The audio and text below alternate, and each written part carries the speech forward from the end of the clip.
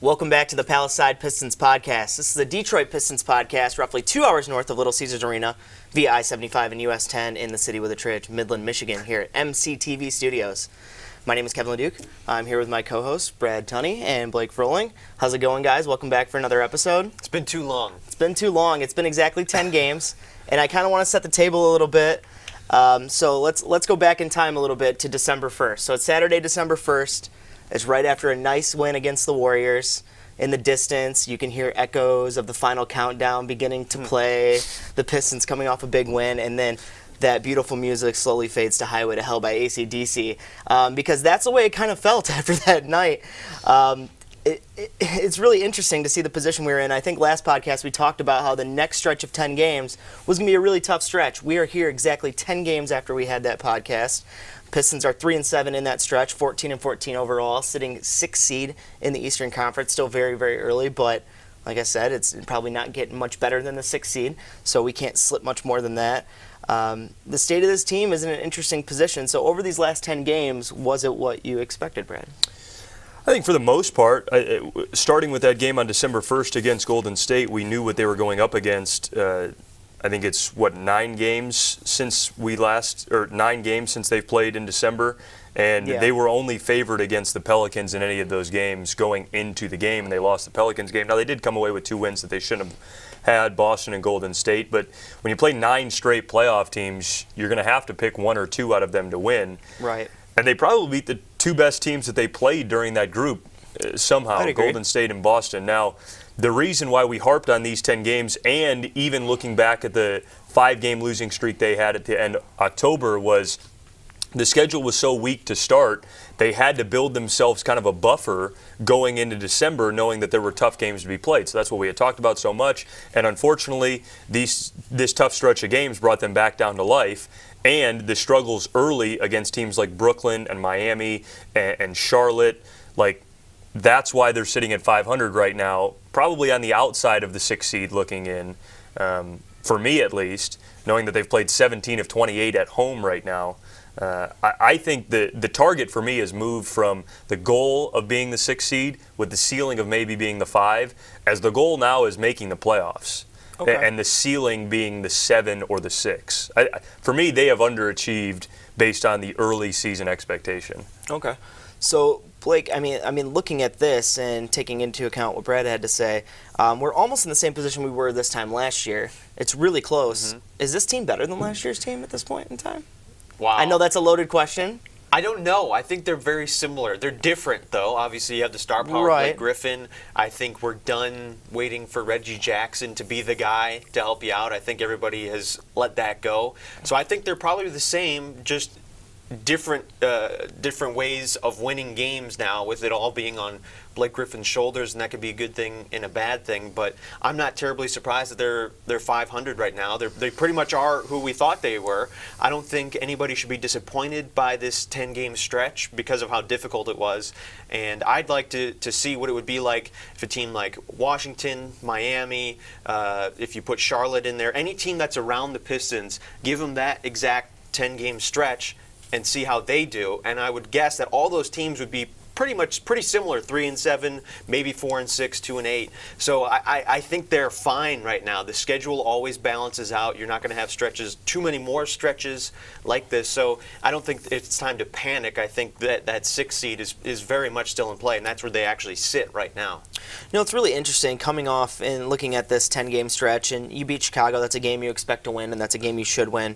And then you come up against Golden State, and you don't really know what you're going to get. You expect a loss usually in that category. We have played Golden State extremely well the past few seasons. I don't know if that's because we are the antithesis to what they are. We're built the exact opposite. That does not mean we're a better team than them. In a 7-game series, they're going to wipe the floor with us. But I think it's that big guy play down low, and we get that victory. The Pistons are 13-7, and I started to buy in. I mean, maybe I'm just a fan. Maybe it's just me. I'm like, man, this team turned the corner. Maybe they could nab the 4 or 5 seed. We tried to warn you. Something could happen. And I know you guys are a little bit more every year realistic, but it's.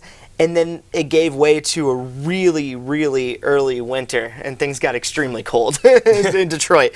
And that's both metaphorically and, and honestly. I mean, when you're looking at this, We get just waxed by Oklahoma City.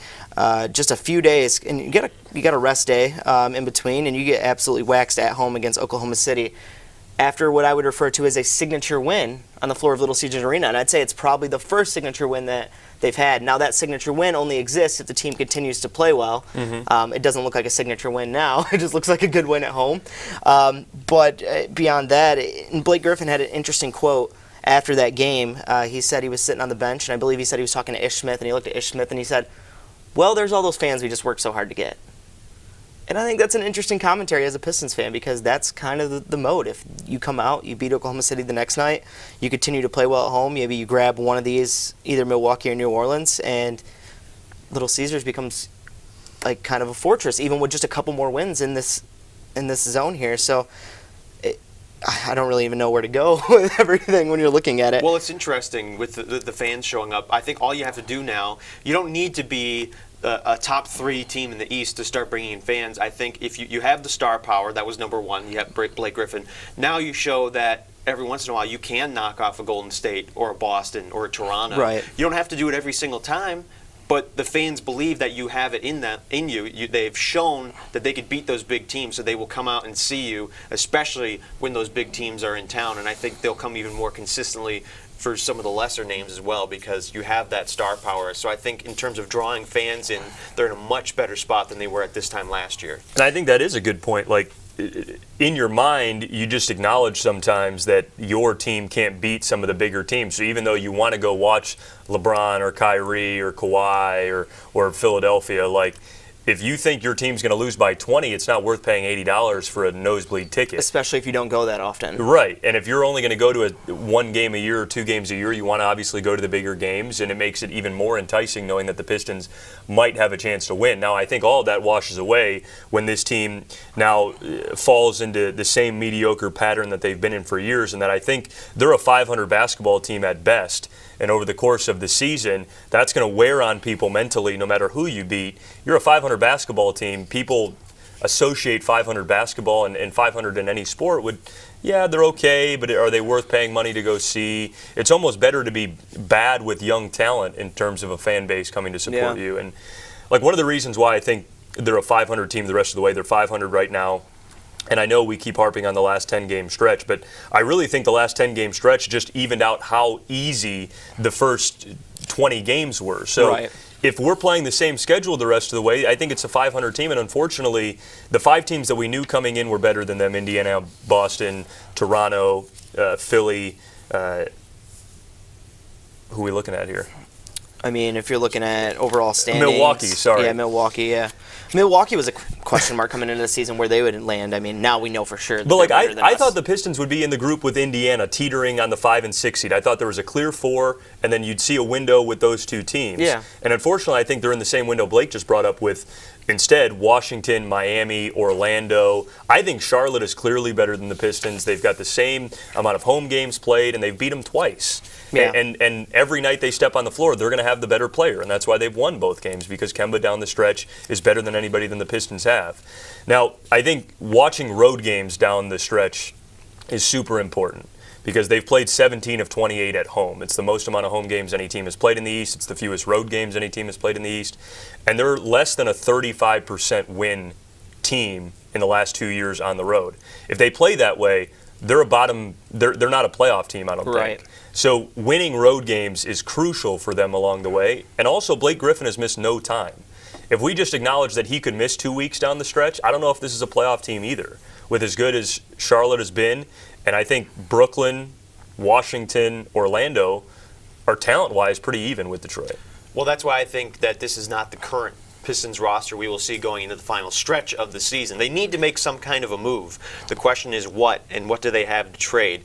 I think they need to sacrifice some of their depth to get someone to pair with Blake Griffin to help him score down the stretch, because, I mean, even the announcers, Blaha and Kelser, have been saying it almost every single game now the past week or two, how exhausted Blake Griffin looks down the stretch in these games. I mean, he is dead, and he can't continue this pace because once that exhaustion wears in, you have a better chance of getting hurt. And just like he did at the end of last year. Exactly. The final 2 weeks. Because he played so many minutes, and hard minutes, too. He's not loafing around there. He's playing bully ball. So they need, I don't know if they can even, they can't get a superstar, but an upper tier player. We don't need a James Ennis or someone like that from last year to come in. You need someone that is legit, that defense's fear in the backcourt, a point guard or a shooting guard that can pair with Blake Griffin to take some of the pressure off him. Hindsight is 20/20, but Jamal Crawford was available and no one wanted him this offseason. I can't believe like, that. wouldn't that have been perfect for them? Yes, they needed a go-to scorer. He's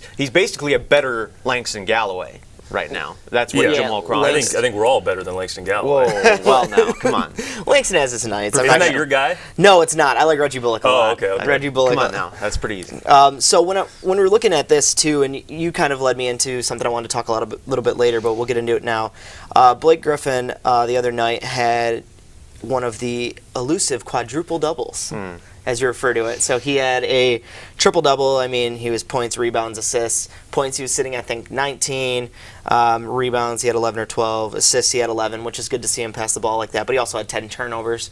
And after the game, he said, I have to play better. I have to be there for my teammates. And he did not shoot the ball well. He really had a really nice third quarter, and this is against the Bucks in a game that he missed 2 3-pointers in the last 14 seconds that could have sent that game into overtime or won the game for us, realistically.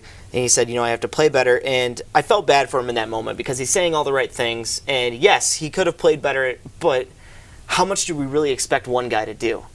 And we're not giving him a chance to shine. I mean, these turnovers might just be indicative of the fact that he has to be the man.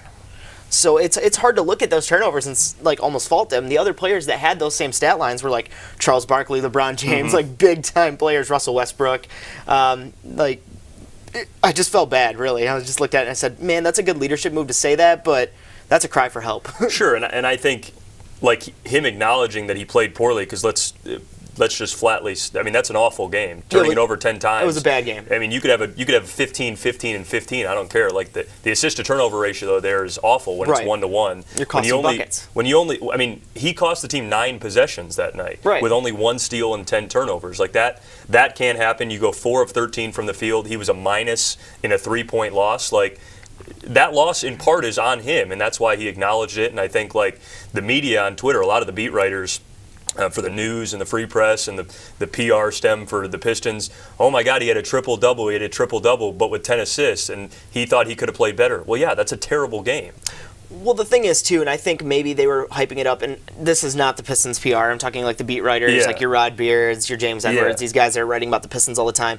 I think maybe they were just looking at it from my angle as okay, yeah, it wasn't a good game, but it was a triple-double, and this guy just has nobody around him. He's just having to try and create and create and that's against one of the best teams in the East. Yeah.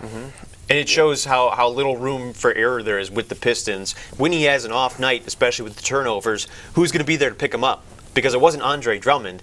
In a game that you thought he might have a matchup advantage. Shrinks in big moments. But Brook Lopez is not a post defender. They don't have anybody else to guard the post. And he was awful. He didn't even play in crunch time, really. So that was a moment where he could have shined to take some of the pressure off when the shooting woes started to set in for Blake Griffin. He didn't. Therefore, it all became Blake's fault. Right. If Blake had an average Blake night on Monday, they win because they got contributions from Bullock, they got contributions from Stanley, who both scored over 20, both made 4+ threes.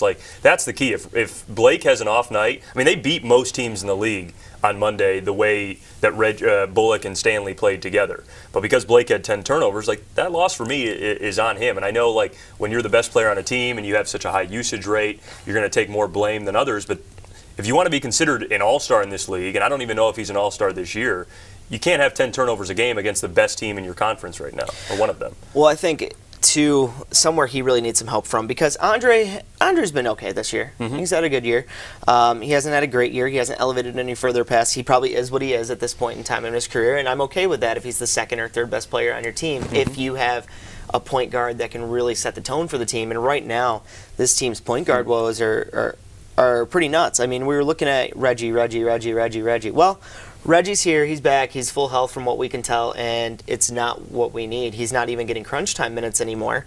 And when you're looking at the point guard play, how do you guys feel about right now Reggie Jackson's like hardly even getting shine in the fourth quarter? Jose Calderon is the one that's really splitting minutes with him right now with Ish Smith out. Well, I've been so happy to see that Reggie's minutes have not elevated since Ish has gone out. I went and looked at the game log because in my head, watching some of the games, it's like, all right, it doesn't feel like Reggie's playing more minutes that Ish is out, and he hasn't. He's been playing similar minutes than he did was Ish was in the game, which is good to see because Reggie, for me, has not only been the biggest disappointment on the roster this year, but like is the least valuable player on the team. Like if he didn't play another minute, I think the Pistons would be better off. And the metrics will tell you that, and that per 100 possessions on off-court splits, he's a minus 13 when he is on the court compared to when he is off the court. They are better without him. So him still playing almost 30 minutes a game, still taking almost 13 shots a game, is questionable. And eventually, like Dwayne Casey has to have some tough love with him and just simply say, you're our backup point guard no matter who is out there, whether it be Jose Calderon or Ish Smith. Right, and I'm glad you brought up those numbers because I've got them right Nice. here. Because I was thinking Jose Calderon has been average, but that's what you expect from a guy who was picked off the scrap heap. Average is better than what Reggie is giving you. Exactly. He's doing what we want him to do. Jose Yeah. Calderon's doing Right. exactly what he's asked to do. Last 7 games, basically when Ish Smith has been out, Jose Calderon net rating plus 2.3, Reggie Jackson minus 11.8. On-off, when Reggie is on, the Pistons are minus 11.8. When Jose is on, they're plus 2.3. And it's just... It's staggering, and Reggie Jackson's minutes have decreased. He played over 30 in October, down to 26 now in December. Only one game with over 30 minutes in the last 11 games. So he has been cut down, and I think, honestly, would anybody be upset if they just cut him? I know if they didn't have this salary cap issue, I would What does not he have, be 2 upset. years at $16 million a year? I'm almost at the point where I'm throwing my hands up. I am done. Give him the Josh Smith treatment because he is the but worst. we're still paying for Josh Smith. I know. I'm not. I I wouldn't know. stretch Reggie. I don't- I know, but it's just so frustrating to He's watch. been really bad. I would love to see Kyrie Thomas get some play over Reggie Jackson. I'm open for any kind of changes. He's also been terrible, though, Kyrie Thomas. I don't care. I don't care. The hard part with Reggie Jackson's shot selection's terrible. His shooting percentage is bad. He makes bad decisions a lot of times. His passing's okay, but I don't see him do that enough. So when you're really looking at Reggie Jackson, there's a lot of stuff. He's an extremely flawed player. He is the starting point guard for this team, and I don't see them moving him out of the lineup as much as I would want it to happen. And I agree with you. I do want him out of the starting lineup, Yeah. but I don't think they're going to move him out of the starting lineup. I don't mind him not getting crunch time minutes with his decision making. But the hard part with him is, and you're talking about waive versus trade and, just not playing him anymore, I think you have to continue to give him minutes because we're not going to waive him. I don't think we're going to waive him. You have to continue giving him minutes because you have to have his trade value there. And as much as we don't think he's worth much, What trade value is there, he though? gets more valuable every single day because he has a year and a half left. I mean, it is a $17 million deal.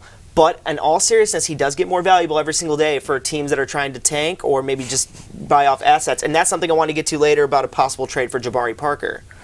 And that's Whoa, something I wanted to wow. get into with some trade talk a little bit later on. So. Last thing on Reggie, and I was hoping the numbers would prove this out. They didn't do it as much as I'd like, but I still think they're worth documenting.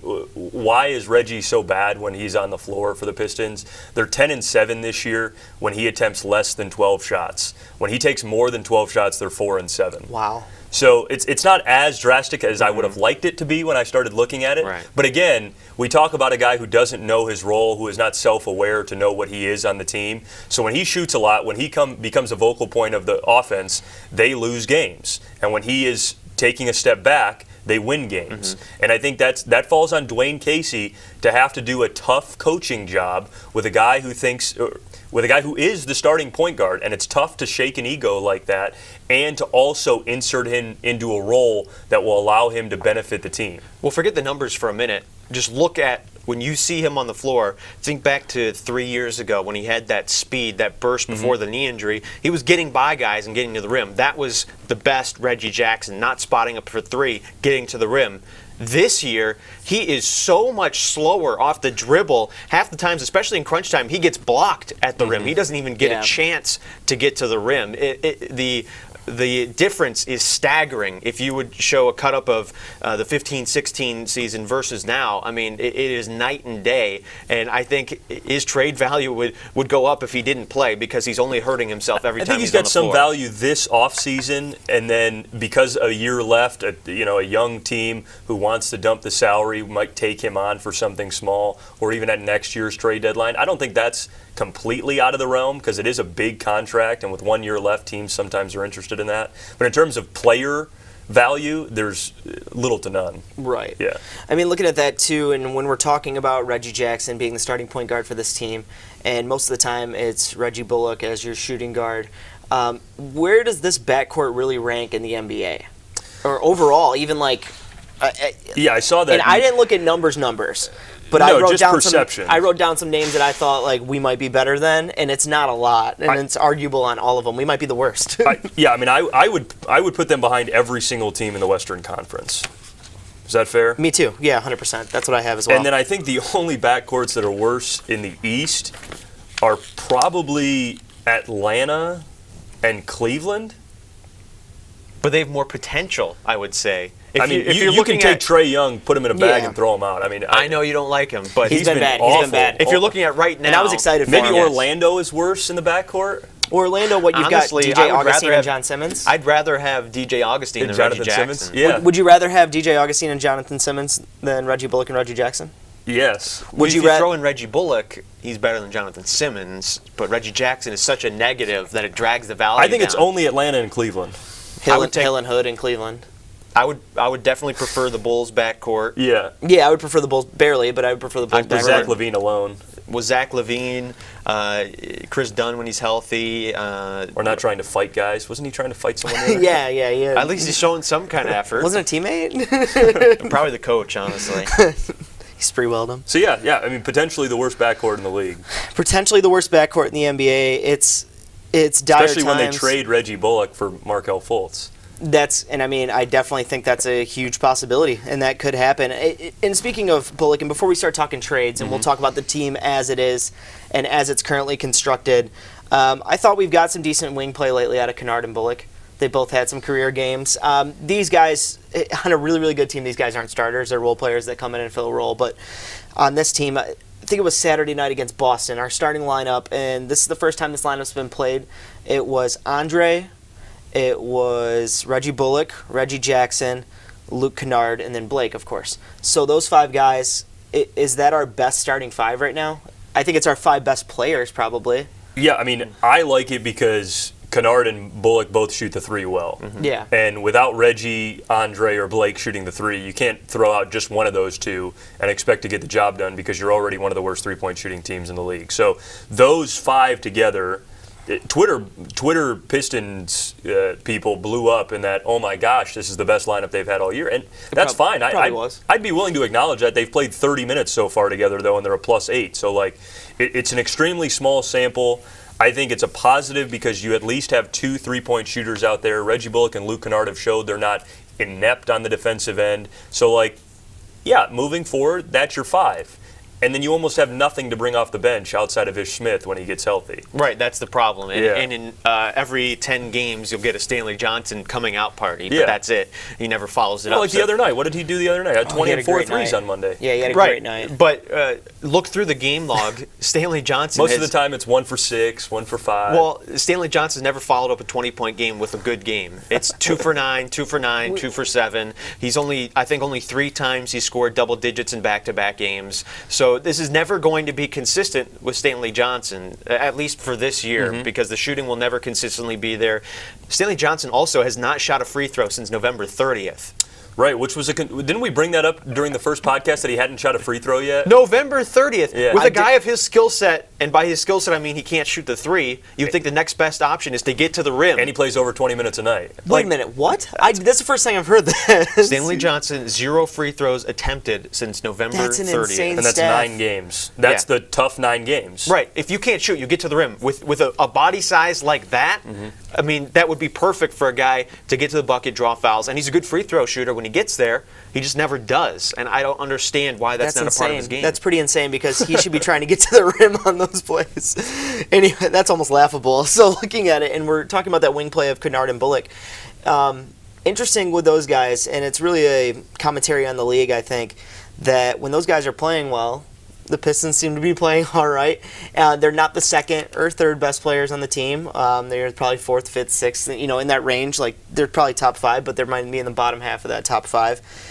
It's really interesting that those guys really become X factors a lot of times with the current NBA, and I just think we just don't have enough of it. Well, yeah, and again, out of those three, Bullock, Kennard, and Stanley, you almost need two of them a night to be shooting the ball well. 2 out of 3 for this team to well. be effective and to get to a 6 seed or make the playoffs, you need two of those three to play effectively, especially if Blake doesn't give you 30, 10, and 10 every night. So I think more times than not, statistically, two of those three are not going to be there for you, which again puts the onus on Blake. Right, and I think 2 out of 3 of those guys are going to be traded too at some point this season. The only question is which 2. Maybe all 3 possibly, depending on how the rest of the year goes. We had talked about Stanley, I think, in the first episode about what you would need to see to give him the extension or just to give him another deal, right? And I think I had said, I just want some improvement. No matter what it is, give me something. How are you guys feeling about another deal right now? I mean, I would give him a 1-year. He's not going to extend the qualifying offer for 1 year, see what happens. But some mediocre to bad team is going to throw money at him. Other teams that haven't had them in the system are going to value him more. Right, because they think, oh, new system, we can use his skill set better. And maybe that is true. So is he going to price himself out of Detroit? Because for me, I think he has improved enough this year to at least offer him a new deal. What does that new deal look like, though? Right, and I think you guys are right, though, in that other teams are going to price him out of what Detroit should actually offer him. Mm-hmm. If he got no other offers, I think he's worth not $5 million, but a little less than that, right? Like that's not a lot of money. He's going to get more than that, but I think he has earned the right to get offered a deal. Yes, I think at least he's at least earned the right to get offered that deal, but I don't know if he's here at the end of the year. And I mean, I don't love to talk trade talk because it's so, what if this, what if this? But there has been some fun stuff over the last little bit. Markelle Fultz. I know you're high on Markelle Fultz. Did we talk about it on this show? We talked about it on this show, yes. Brought it up. Okay. I think first episode we talked Markelle. We might have talked Markelle Fultz twice now. Good, that's my boy. So let's have some Markelle Fultz talk. Do you want him in Detroit and why? Yeah, I mean, I wanted him 2 weeks ago, still want him now. For me, he's kind of like this imaginary figure of what the Pistons have been looking for years, and that's an MVP caliber type player. And I know throwing out MVP for a guy that has been terribly awful in his NBA career is fine, but I'll continue to reiterate to people that coming into the draft 2 years ago, this was a guy whose athleticism was compared to Russell Westbrook and whose skill set was compared to James Harden. He was considered a dream point guard prospect. Yeah. And I say that number one picks in the NBA don't miss. And I know people counter with Anthony Bennett all the time, and it's like, well, look, we knew on draft night Cleveland missed with that pick, and it was the weakest draft in the last decade. We knew it wasn't going to be a great guy, and Anthony Bennett turned out to be a bust. But number one picks don't miss the way Markelle Fultz has, especially in a loaded draft like that, where 25 of 30 GMs thought he should have been the first pick. Right. And because the price is so low now, I mean, you remember teams were offering Philly like 4 first-rounders for that pick to get either Fultz or Tatum or Ball, and now all of a sudden the price from Cleveland a couple weeks ago was J.R. Smith, and from Phoenix was Brandon Knight or whatever it may be. Like, all of a sudden the price is so low for a guy that was once warranting 3 or 4 first-round picks. And if you're the Pistons, they have reached a ceiling. They don't have a point guard of the future. I think they should. I'm 100% sure that they should, and I don't really care what they give up because the ceiling has been met. And if they have to give up Bullock, Kennard, and Stanley, fine. All 3. I wouldn't give up all 3. I would give up, and my tune has really changed from the last time I don't think it's going to cost that much, but if it does, do it. I want something interesting to just happen anytime soon here, so I'm looking for some hope, and I think this is a deal that is much like the Blake Griffin deal. High risk, high reward. And I think there is a lot of risk in making a deal for him because what if he doesn't pan out? And but what's the risk of giving up a guy like Luke Kennard and Stanley Johnson? If you're not going to re-sign Stanley and Luke Kennard is at best, J.J. Redick, like not to make a comparison that way, but Right. Two white Duke guys. Yeah. That's really going outside the box for that one. yeah, Ben Simmons, or sorry, Bill Simmons would be really disappointed in you right now for a white-on-white comparison like that.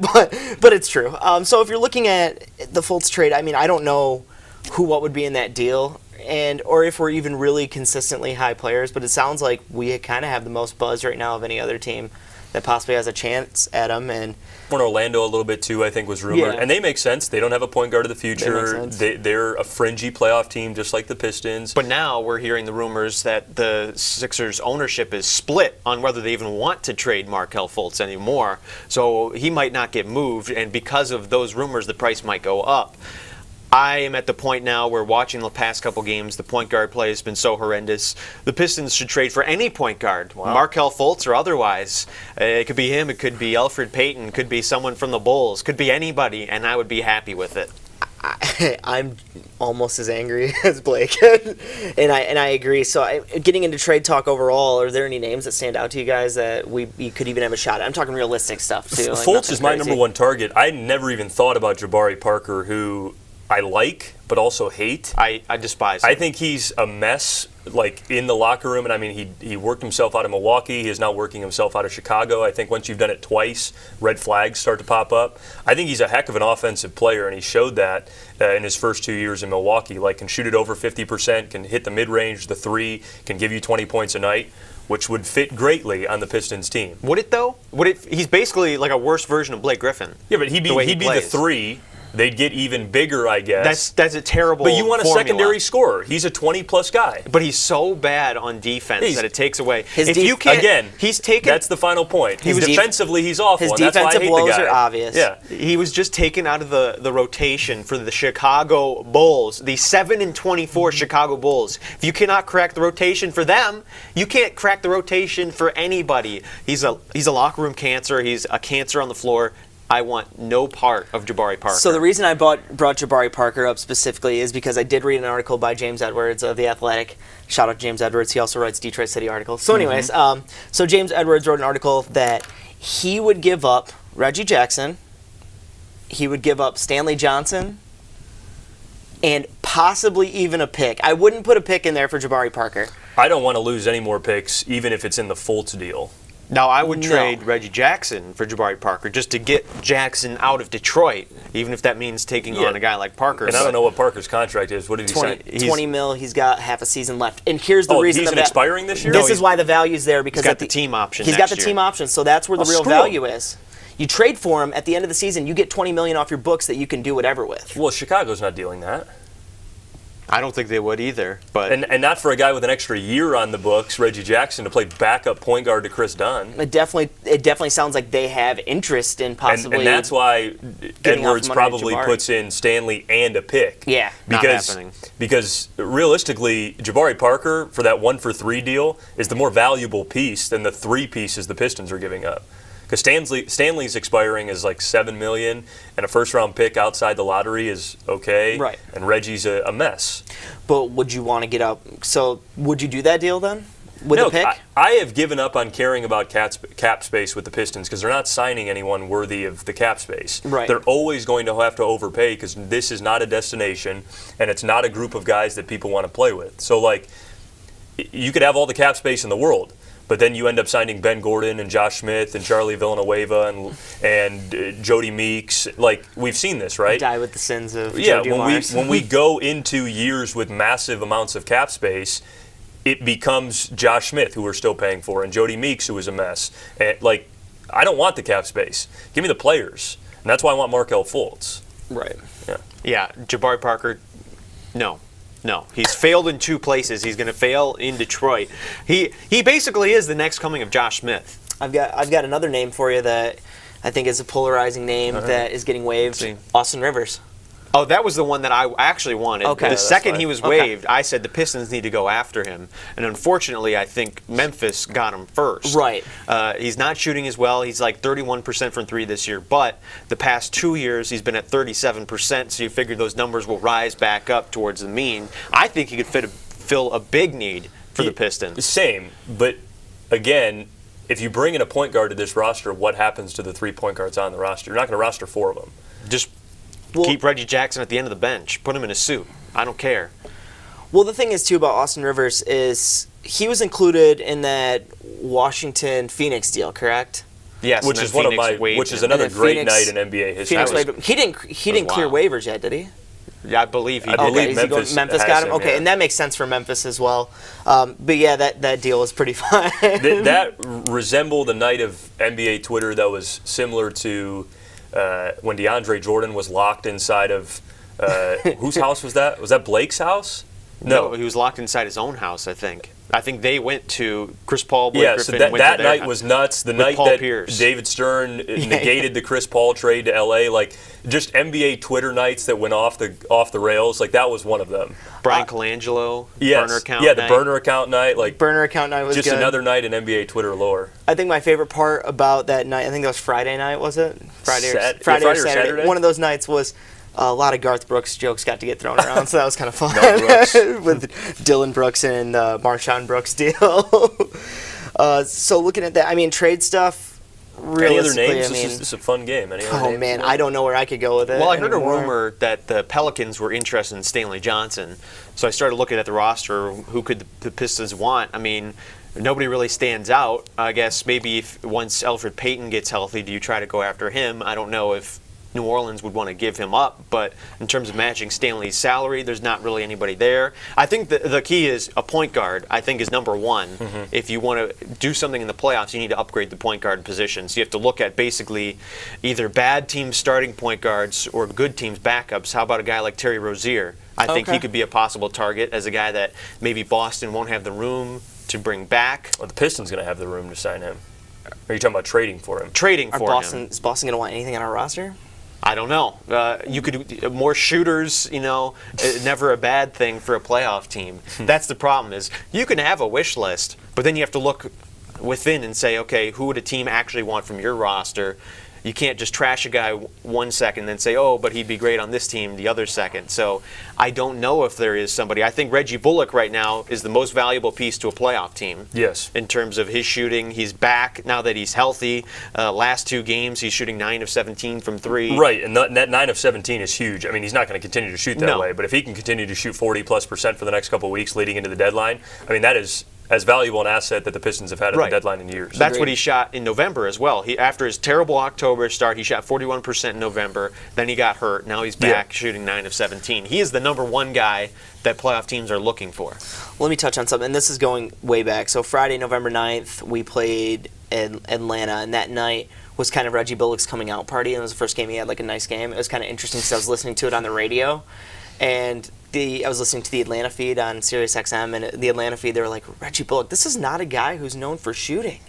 He's just not. I mean, look at his percentages, and I'm thinking, like, that's all he does realistically. Yeah, early in his career, he was awful. But he's put together like 3 straight years of 38+%. Well, last year he was top 5 in the entire like 44%. Yeah, last year he was a huge asset as far as three-point shooting goes.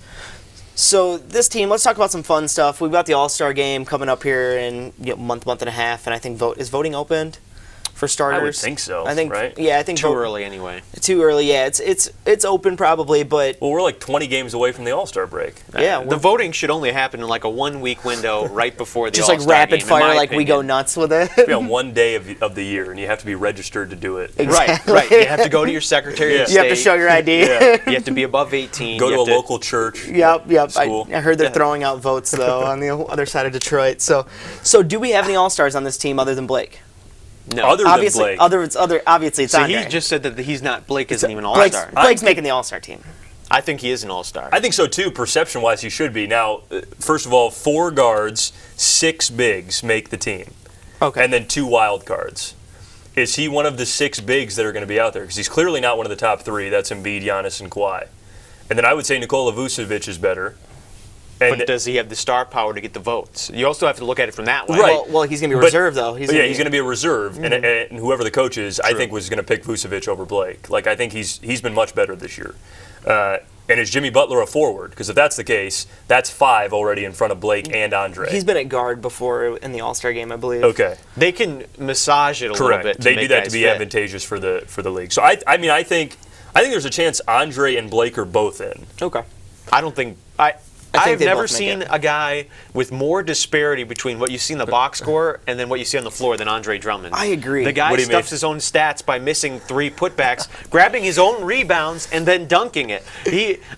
I have been a card-carrying member of the Andre Drummond fan club for too long, and I'm throwing it You've away. been a member of the fan club? Whoa. I've been a member of the fan club. I'm still a member. I own I'm a jersey. throwing it I've away. I've always been disgusted by his game. Andre Drummond, I am done with him. well, Would good, you- because then I'll put Hassan Whiteside in over Andre He Drummond. doesn't deserve to be in Nah, any nah, one. no, Neither no. one. Andre Drummond has been shooting under 50% in the month of December and less than 1 assist per game. So the only 2 things that made him valuable last year were his shooting numbers. He was getting more efficient, and he was actually distributing the ball from the center position. He's doing neither of those now. He gets his own misses. That's the only reason why he's being seen as a good rebounder Right, he's got now. 6 rebounds a game. I think it's tops in the league. I would like to know how many of those offensive rebounds his are own- on his own misses. you got to come prepped, man. You He gotta know averages. those I things. don't Did you say even- he that's averages not a- 6? 6 offensive That's not a rebounds a game. stat. You have to just watch every single game and track his own misses. The guy is not good. He shrinks in the big moments, as you said. He's terrible defensively. He's terrible defensively. If you can't go off against a Milwaukee team that has no true rim defending center, Brooke Lopez may be an all-star this year, huh? he deserves to be an all-star. He's shooting the 3. Splash Mountain. I mean, he's awesome. I'd rather have Brooke Lopez than Andre Drummond. Andre was in a replacement last year for Kevin Love, right? Right. Right. So he got in, and I would argue that Andre's having the same year, but bigs in the East, now that Kawhi is there, are deeper. So does Blake I think- steal Andre's spot then? I think Blake gets in He as your deserves it. final big. I think he's the 6th big. He the 5th deserves or it, 6th yeah. big, yes. I mean, and it's kind of crazy that he's barely getting in, and he's having the best year of any Piston in like 20 years. Yeah. I think it's painful to look at the guards in the East. Kemba, Kyrie, and Jimmy Butler are the only 3. Maybe Ben Simmons is your 4th. Victor Oladipo's been bad this year. But he'll probably get in He'll get still. in. Yeah, and he'll probably be a starter, unfortunately. I had Ryan Russillo a couple weeks ago on the Bill Simmons podcast say Oladipo was a first-team All-NBAer this year because that's how bad the shooting guard position is league-wide. Name another shooting guard that's decent. All of them play 3 or 4 now. James Harden's a 1.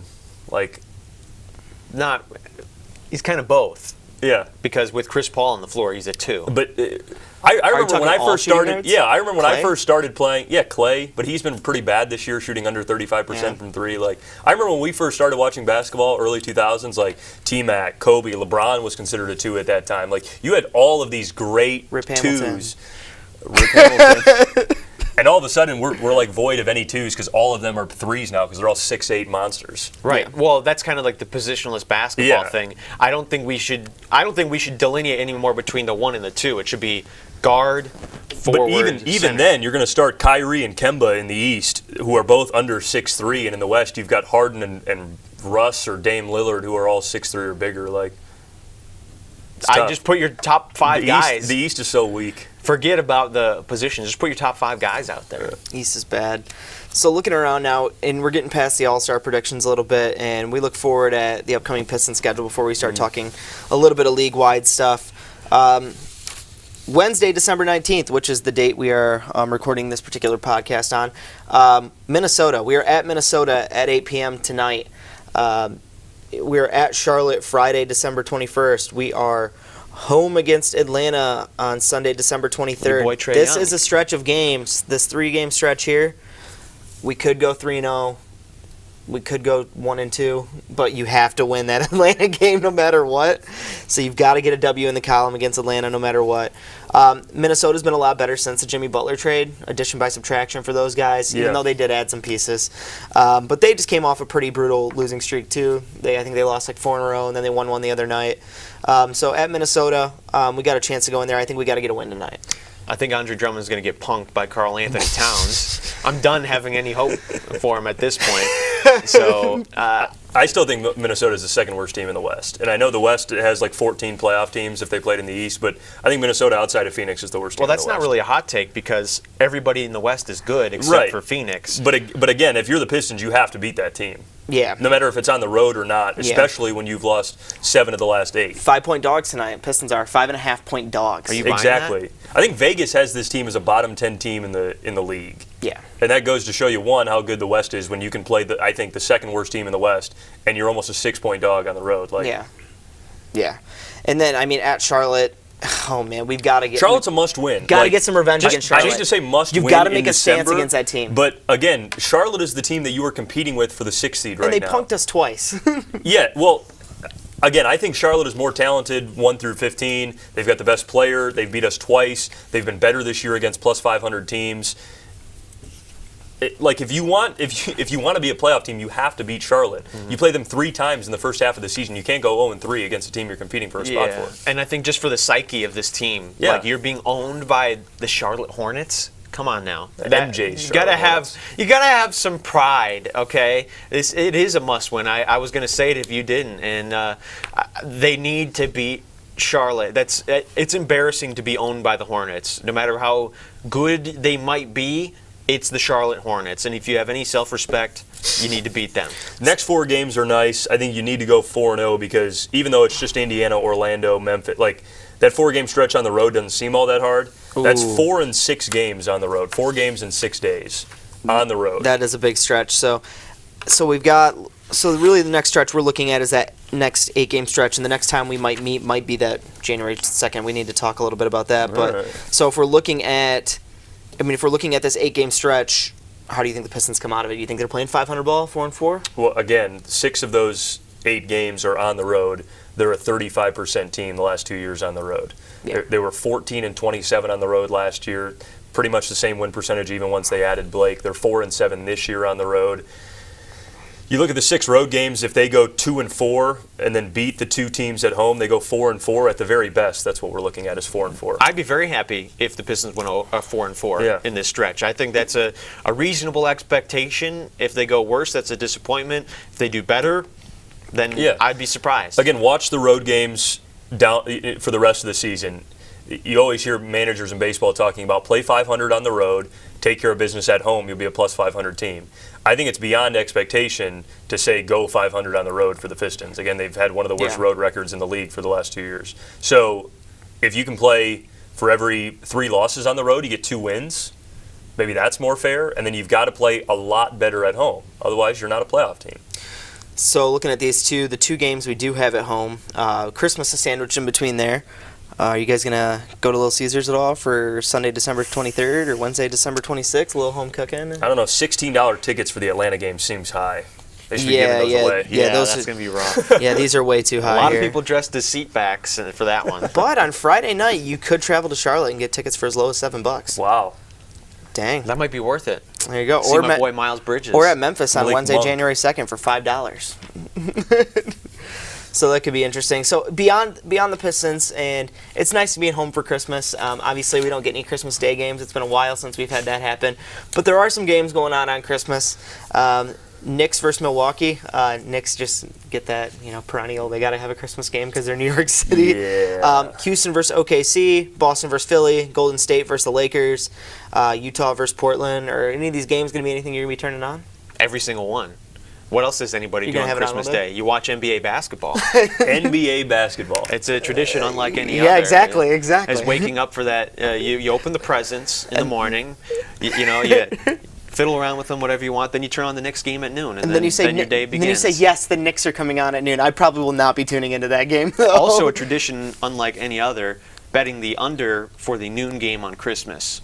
Always hits. No one's ready to play a noon game on Christmas. If you look throughout the years, it's almost 100%.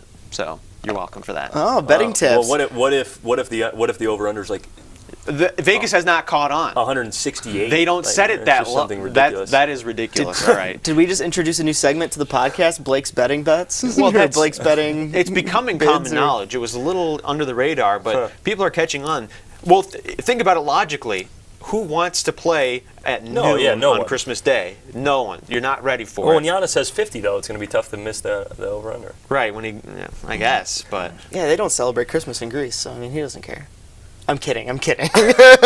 Possibly. I'm kidding, by the way. No one's verified, so guess that's not scientifically proven yet. I think, Golden State versus Lakers, a lot of big names. That could be a fun one to turn on. They're all going to be fun. Yeah, unfortunately, the Lakers have been kind of fumbling lately. They lost to the Nets, who are better than I even realized. Love watching the Nets. Yeah, I really enjoyed watching them. They were like a sneaky league pass team last year, and they've become even a sneakier league pass team this year. How about this? Or not league pass, but Reddit. LeBron last night blocked on a dunk for only the 9th time in his career. Yes. And in his it was career. Jared Allen got up on that, too. A sneaky good guy. We talked about this yesterday in the office, Blake and I. Jared Allen, like, under the radar at 20 years old right now, like shooting nearly 60% from the field. Even though gets no love. I identified him in the beginning of the year, and you said no. He's terrible. I don't know so I'm about glad you're coming around. John on my Collins, side. very similar, too, with Atlanta. I have a soft spot for dudes with full afro. Yeah, if you could rock that. Which you also said was not an impressive haircut. Now that the cameras are on, you're changing your tune. I find this very funny. Definitely an impressive haircut due to our history with the afro in Detroit. Right, exactly. So, I mean, no, it could be fun. It could be a fun day of basketball. I'm looking forward to catching some hoops. So, what else around the association are you guys looking at? I mean, I haven't really been, I'll be honest, I haven't been the best NBA fan lately. I've been keeping up with the Pistons a ton. But other than that, I haven't been watching a ton of games. Life's been a little busy. Kings. How about the Kings having the next Russell Westbrook and Kevin Durant? Dave Yeager said that. Whoa. With De'Aaron Fox and Buddy Marvin Hield. Bagley. Oh. Yeah, Where's Buddy Hield in the Hield. mix? Buddy Yeah. Hield. Buddy Buddy Hield's been very looking good. He's been looking very really good good. this Buddy year. Hield will be the James Harden. Who they eventually trade So for they nothing. might trade for nothing. Right, but, I mean... Maybe they can trade into the Pistons. It's a and stretch. Detroit Buddy Hield becomes Houston. Buddy Hield will be great for the Pistons, but is it a huge stretch? Yes, but at the same time, it's calling very Bagley encouraging. and Fox, Kevin Durant and Russell Westbrook is almost the same thing that ownership group said when they traded for Buddy Hield, and they called Buddy Hield the next Kobe. That's true. That ownership group has said and done a lot It's of things. still early, though. It's still very early. But yes, De'Aaron Fox, like, next year is going to be all-star consideration in the West because he has been very good. He's been very good. He'd be all-star probably in the East. He would make right the All-Star now. team in the East this year. It'd be close. Kyrie, Kemba, It'd be close. Jimmy Butler, I Ben think Simmons. he has a better chance in the East, obviously, than he does in the West. Yeah, De'Aaron Fox and Buddy Hield, but another better backcourt than what the Pistons have. That's correct. So there so you go. took your around the association take to the Sacramento Kings. So that's what you wanted to waste it on?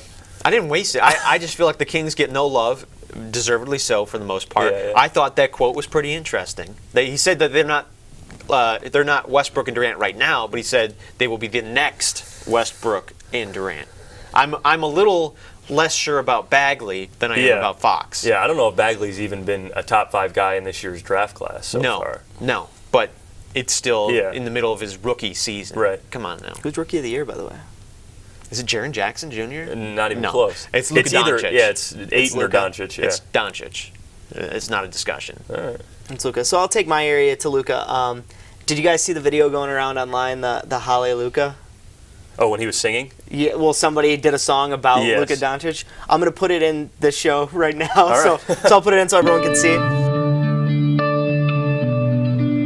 Well, I heard there was a wonder boy that many teams would not employ, but you don't really care for Euros, do ya? So where would he go, the 4th, the 5th, or would he fall and be a Nick? The baffling Kings took Bagley over Luka. HalleLuka, HalleLuka, HalleLuka, HalleLuka.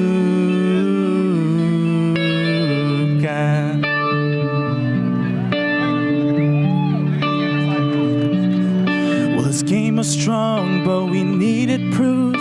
We hadn't seen him play Mizzou, but his playmaking and passing overthrew ya. And he led the break, it wasn't fair.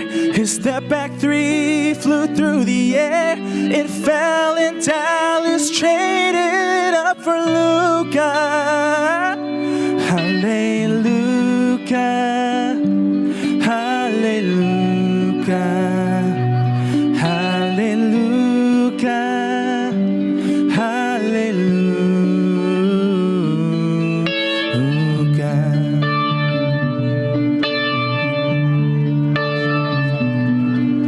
Well, maybe he should have been your pick, even though he's white and thick, than a tall glass of kombucha.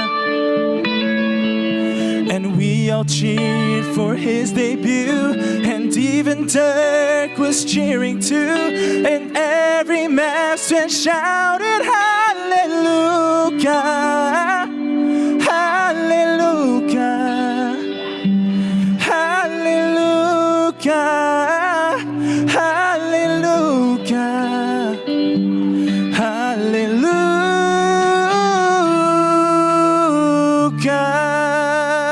Let's hear it again for Isaac Lee and Jason Gallagher. So back from that video, I mean, Luka's probably rookie of the year at this point, so I thought that was a pretty good time, pretty funny. So, what's going on in your world, Brad? So what are you thinking? I've had a lot of discussions recently about the Houston Rockets with my buddies, in that they are screaming that Houston sucks, that national media is telling us that Houston, we have a problem, all this other garbage. Is it's if like none of them have ever looked past the simple record of 15 and 14 and considered what they are actually doing. Because yes, they are 15 and 14, and I haven't looked at this maybe within the last week, but I would say when they were 2 games below 500, they were 11 and 7 when both Chris Paul and James Harden played. And Chris Paul has missed a handful of games. James Harden has missed a handful of games. They're like 1 and 7 when neither of them play. So look, first of all, if they're both healthy, this is still a top 4 team in the West. On top of that, there was a stretch early on, and right now they've still played 16 of 29 on the road. That was more about a week ago, and that's why they're starting to push up in the standings now. So when they're both healthy, they're a real team. They've played more road games. They have played, I think, probably the top 5 most games against teams with a winning record so far, so that factors into it as well. Product of playing in the West. Correct. The start with Carmelo Anthony was shaky, and also Chris Paul, and I am the biggest Chris Paul stan there is. He is, I don't know, officially. No, you said officially. But being very close to officially washed. You said officially. I don't like how you're backtracking And now. I'll give him an opportunity because he's been hurt through the first 30 games this year trying to battle through it, but this is not the Chris Paul that I would consider to be a top 20 player maybe ever. Chris Paul? Well, it happens to every great. And especially him earlier. It's just, we have been doctored to think that guys can play until they're 40 now because of what LeBron is doing. And unfortunately, Carmelo's not in the league, same draft class. Dwayne Wade is retiring this year, same draft class. Chris Paul washed, same draft class. Like Luke Walton, same draft class, and is LeBron's coaching, coach. Yes. Yeah. It's just, so if Chris Paul is down this year, Houston is just James Harden. Right. And while that's as good as anybody in the league has, they're no longer a team that I think is a threat to the Warriors, which makes me think that the biggest threat to the Warriors is the Lakers. And that makes me very happy. Wow. I think the Lakers are the biggest threat to the Warrior in the West. And I think by the end of the year, and again, we've talked about this on the podcast before, I think conference finals in the West is Warriors-Lakers if the seeding works out. I think it's Portland or Oklahoma City. Portland? I like Portland. For some reason, that backcourt is nice. I think it could match up. I think they have a trade in them. They need to bolster the front court a little bit, but I like Portland and Oklahoma City. You're telling me Portland beats LeBron in a 7-game series in the second round? Yes. What? You're the one who said that they're stumbling. You guys are despicable. Yeah. Well, but at the same time, I think Despicable. the Lakers also have a trade in them. We just don't know what it is. LeBron will I think this pull is the not strings. the final version of the Lakers this year.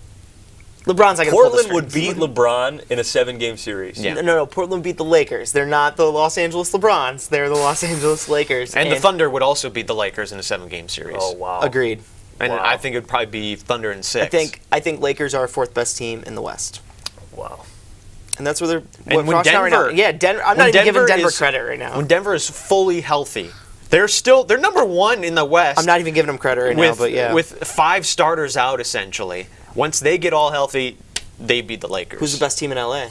The best team in LA? Y'all are really Is it crazy. the Clippers? Y'all are really It could crazy. be the Clippers. No, We're talking Could about be the Portland, Clippers. who was swept in the first round last year by the Pelicans, beating LeBron in the second round of the playoffs. No, beating the Lakers. It's happening. Beating the Lakers. They were swept by Anthony Davis alone, and you're telling me LeBron wouldn't beat them in a 7-game Hey, series? the Lakers. Drew Holiday also. Y'all are really crazy. Talking to me about Denver, who has 0 playoff experience, whose starting point guard is Jamal Murray, a head case, and they're going to beat the Lakers? Oh, my goodness. Wait till Gary Harris gets back, and they're going to be just fine. So I do want to talk for a second, though. If we look between the entire NBA, it's a different year, though. I mean, we've talked about how the East is bad, but I want to make a slight case of the East to finish this out a little bit. I'm not here for it. Who's the second best team in the league? So if we give number 1 to Golden State, Is it a clear number 1 though? it's Yes. not even. It's not necessarily a clear number 1 if you look at stats and records for this year, but it is a clear number 1 with the eye test. Golden State 1, Toronto 2, Milwaukee 3. Right now. Where's Yes. Philly, Boston, Indy fit compared to any of these Western Conference teams? Because I would put Denver, Oklahoma City, Los Angeles all above any other team in the East right now. Okay. I would agree with that. And like I think Toronto is going to be a pretty decent competitor for Golden State in the finals. Yes. I also think Boston's going to get better than they are right now. Yeah, and I think Boston Toronto is going to be a heck of an Eastern Conference finals. I think I'm looking more forward to the Eastern Conference playoffs than I am the Western Conference playoffs for the first time in a long time. You're penciling in the Celtics into the Eastern Conference Finals over the Bucks. Yes. Right now. Over Philly? Philly is not there yet. Philly, I'm not yet there yet with. Next year maybe. Sure. I mean, we look at point differentials right now, which, don't believe in them or not, more times than not, over the course of a season, those are going to bear out to be your top teams in the league. And that's why Boston, plus 7.5 right now, would be tied with Toronto for second, basically. But there are 6 teams in the East with a positive plus point differential. Out of the 14 teams, or out of the 15 in the West, 12 of them have a positive point differential. Wow, that's pretty crazy. telling. So 12 compared to 6. Pretty telling. I mean, the East is definitely more top-heavy, and the West is a little bit more parity going on. But Yeah. I think it's kind of interesting to see a little bit more strength out of those Eastern Conference teams. And I know we're giving Lakers a hard time, giving LeBron a hard time, but LeBron leaving it shakes everything up. So Yeah. when LeBron went West, it really just changed the landscape of the entire Eastern Conference. So It allowed the rest of the teams in the East to take more spotlight. Like I don't think Milwaukee is taken as seriously this year if LeBron's still in the East, right? Nobody is. Nobody's taking it seriously. I think this Raptors team, a healthy Celtics team, beat any team that LeBron would have had in Cleveland this year. I think that Right? Cleveland would not have been penciled into the finals this year. I think you could put them as a contender that would not have been a favorite. to Like get to the Boston finals. healthy beats Cleveland in the conference finals last year. Yeah, Boston healthy does beat Cleveland last year. Do they, though? Toronto beats Cleveland this year. Even with Gordon Hayward or Kyrie, Milwaukee might beat Cleveland. That was a this year. 7-game series that LeBron had to win on his own. Which he does every year. And you guys, for some reason, are picking Dame Lillard and C.J. McCollum Dame to beat him. Lillard, kind of my boy now. Dame Dollar. Speaking of Dame Dollar, did you guys catch the new Victor Oladipo CD? Yeah, I've been listening to it a lot in the office. Have you really? Yeah. It's Okay, not cool. bad. It's not bad. The dude. That's my kind of music, The though. dude like can sing. Oh, you R&B, like some yeah. R&B? The dude can Yeah. sing. Like Trey Songz, Chris Brown, Usher, Miguel, like that's me. It was funny. I was listening to the Joe Budden podcast, and Joe Budden's like, "I'm gonna play this Victor Oladipo right now," and he's like, "Got Victor Oladipo on the podcast." The best track is Connected. Yep. Yeah. That's what he played as the sleeper pick Yeah. on the podcast. So, well, I think we're good, guys. If you guys think of anything else, MVP right now. MVP right now, Giannis. Kawhi. That's just despicable. Most valuable to the team. Look at what he has done for They that beat franchise. the Warriors without him. That's the argument I used to make about Chauncey Billups too. So, Yeah. Chauncey Billups should be MVP. Yeah, my top 3, Giannis 1, Anthony Davis 2, LeBron 3. Okay. Just imagine how good Giannis could be if he could shoot 30% from 3. Doesn't need to when he's shooting 80% from 2. But I'm just saying, imagine how good it would be Yeah. if he wasn't like 8 for 60. That's a guy who doesn't pad his stats with offensive misses Wow. for rebounds. Andre Drummond shout Andre out. Drummond shout out. So, well, anyways, guys, I think that's about it. I appreciate you guys coming through. Hope you guys have a Merry Christmas. 2. And thank you guys for watching another episode of the Palisades Pistons podcast.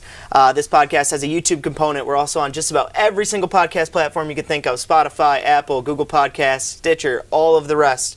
And also, we are broadcasted on Midland Community Television here in Midland, Michigan. We thank you guys for stopping by, and we look forward to seeing you next time.